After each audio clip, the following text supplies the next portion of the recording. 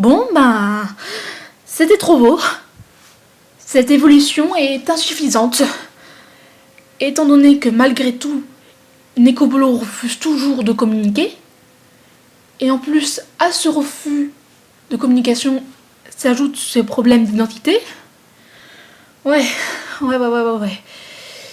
Par contre, il y a une image que je trouve très intéressante, qui en dit long, et qui résume totalement la situation, je trouve. Le clown. Nekobolo s'identifie quand même à un personnage dont le rôle est d'afficher un grand sourire peint, un faux sourire, et de s'en prendre plein la gueule pour amuser la galerie et de toujours être souriant et de continuer encore et encore. Ouais. C'est moi où plus on avance, plus cette histoire devient affreuse. Non, mais je tiens à le préciser, on est passé d'un simple, je dis bien, notez les guillemets, un simple problème de communication à, à du harcèlement. Oh là, on passe à la suite. Allez, on enchaîne.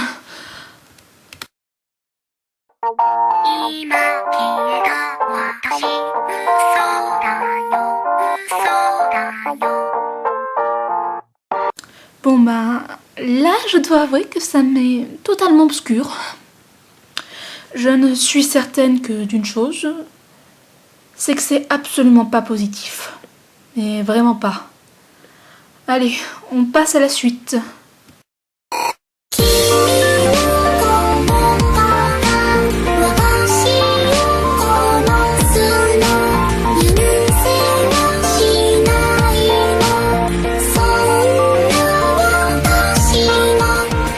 Bon ben, là je dois avouer que ça m'est totalement obscur. Je ne suis certaine que d'une chose, c'est que c'est absolument pas positif. Mais vraiment pas. Allez, on passe à la suite.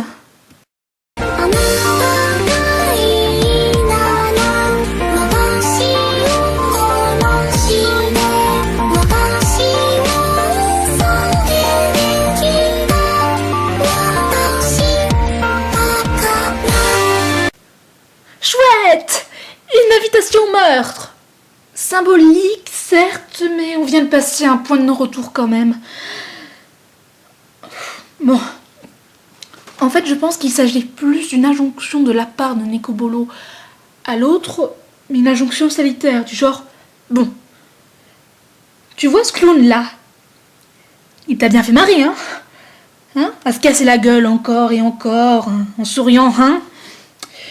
Bon, bah maintenant, c'est fini.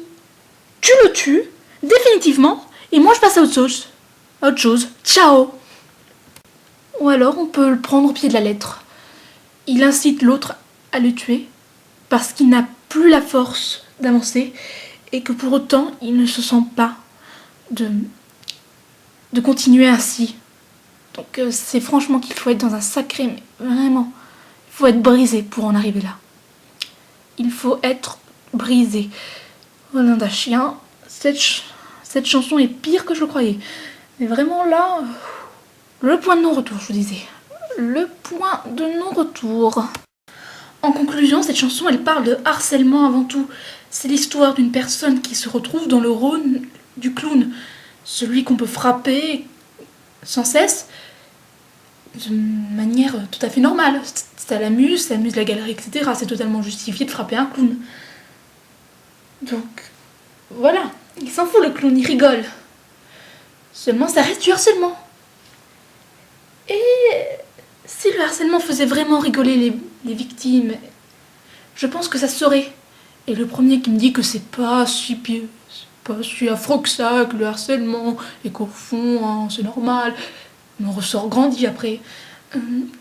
Je l'incite à prendre toute ma haine et mon mépris en pleine face, ensuite d'aller prendre une bonne douche d'eau glacée, bien glacée, hein, genre température de l'Antarctique, et d'aller discuter 2 ou 3 minutes avec des personnes ayant subi du harcèlement pour voir s'ils sont vraiment ressortis grandis et plus forts de cette épreuve. Hein? Après, on pourra discuter. Non, mais parce que ce n'est absolument pas le cas. Mais vraiment pas. vous ne ressortez pas grandi du harcèlement, vous en ressortez brisé. Après, vous pouvez avoir la force de vous reconstruire, mais ce n'est en aucun cas une expérience à souhaiter, ni même tolérable. C'est affreux, tout simplement. Et j'en profite aussi pour dire à vous, si vous subissez du harcèlement, c'est absolument pas tolérable. Le harcèlement, c'est quelque chose de vicieux.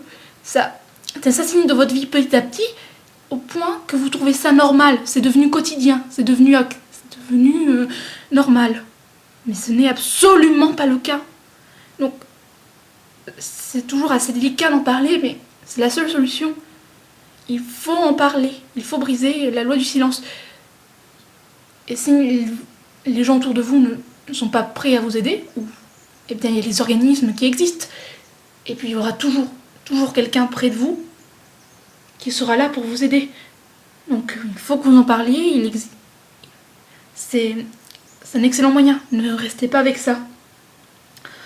Et ben, ici se termine ce second épisode de Paroles imagées, qui au final aura été très sombre. J'espère que quand même vous avez apprécié.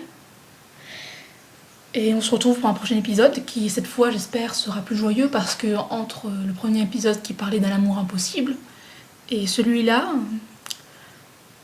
eh ben on n'est pas sorti. C'est pas gai. C'est pas très gai, effectivement. Allez, je vous souhaite une bonne journée, une bonne soirée, une bonne nuit, de bien profiter de vos vies. Et on se revoit la prochaine fois. Salut!